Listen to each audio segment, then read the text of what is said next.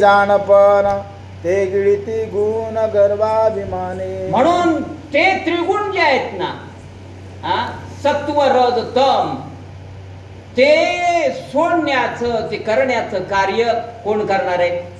रामचंद्र. दुसऱ्याचा अधिकार नाही. ऐका, भक्ती वैराग्य नित्य दीप्त राम अनुरागे अनुरक्त तेची शेंदुरी साडी अरक्त हर्षयुक्त नेसली. कशी साडी घातली म्हणले? अनुरक्त, लाल साडी घातल्यावर का, आणि ती घातल्याच्या नंतर भक्ती वैराग्य, काय शब्द वापरला? भक्तीनं युक्त अशी ती आहे, वैराग्यानं युक्त्या अशी ती आहे, तिला कलंकच नाही. अशी सीताईनं आपल्या या नवरीनं घातलेली आहे. काय काय होते पुढे ऐका. शोधित सत्वाचा सात्विक क्षीरसागरीचा क्षीरोदक वैरणा शोभे अतिचोक तेजे अलोक लोपत. म्हणून त्या तेजानं सात्विकता आहे ना सीताईकडं. जसं क्षीरसागर आहे म्हटले, समुद्र आहे, समुद्रातून रत्न काढणं सोपं आहे? नाही महाराज. ते रत्न काढण्यासाठी फार महान असावं लागतं. त्याला रत्नाकर म्हणतात. कशाला समुद्राला रत्नाकर म्हटलंय? सात्विकतेनं एकंदरीत त्या सीताईचा एकंदरीत उपभोग घेण्यासाठी रामच लागतील, अशी एकंदरीत वर्णन नाथ महाराज करू लागले.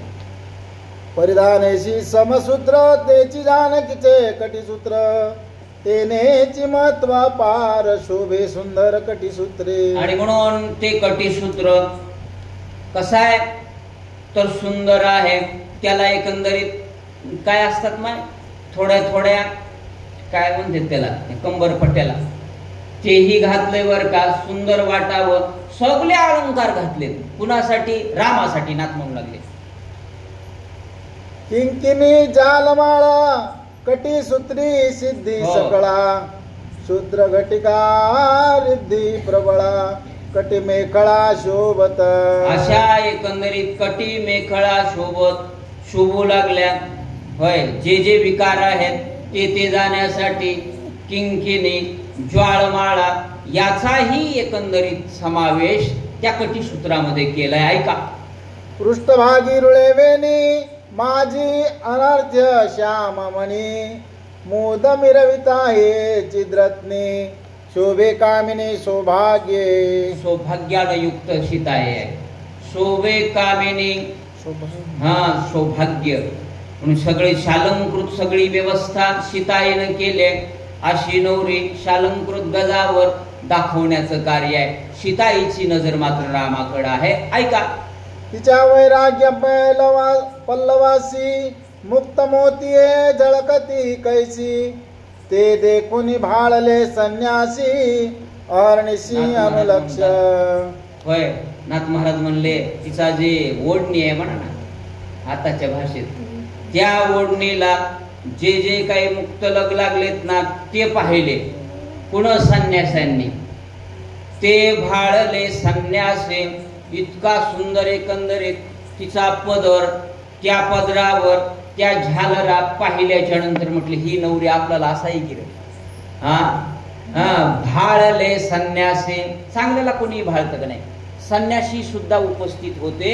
याच्यावरून आपल्याला लक्षात येतं. ते म्हणले सीता सारख्या आम्हाला पत्नी असाही आम्ही हे सोडूनच देत आहोत.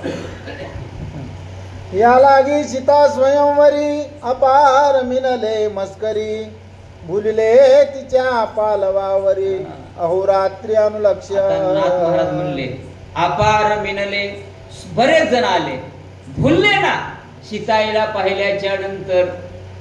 अहो ते साधी असेल तर भुलून झाले, ऐश्वर्याला भुलून गेले. ते अमिताभचं पोरग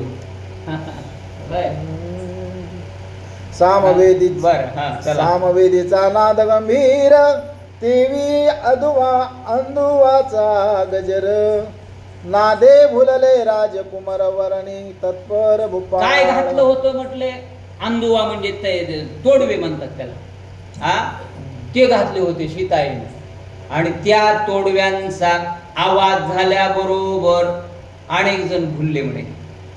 आपण जसे चाळामध्ये अनेक जण भुलतात म्हणतात, तसे एकंदरीत जे जे उपस्थित आहेत सीताईचे ते तोडवे पाहिले, भुलून गेले. माय काय झालं? देव म्हणती हे सीता व्हावी आमची देवकांता, दैत्य दानवांच्या चित्ता आमच्या हाता हे कोणाला यावी. नको अशी नवरी होय? थोडी गोरी बघितली तर बोलून चालेल माणूस. इथं कोण आहे? सीता आहे. आणि म्हणून देवांना वाटू लागले ही आपल्याला हवी, गंधर्वांना वाटू लागले ही आपल्याला हवी. सगळे उपस्थित होते. ऋषी म्हणले ऋषी पण सोडून देतो, पण आय लव ह्याच्यावर कशाला सांगू.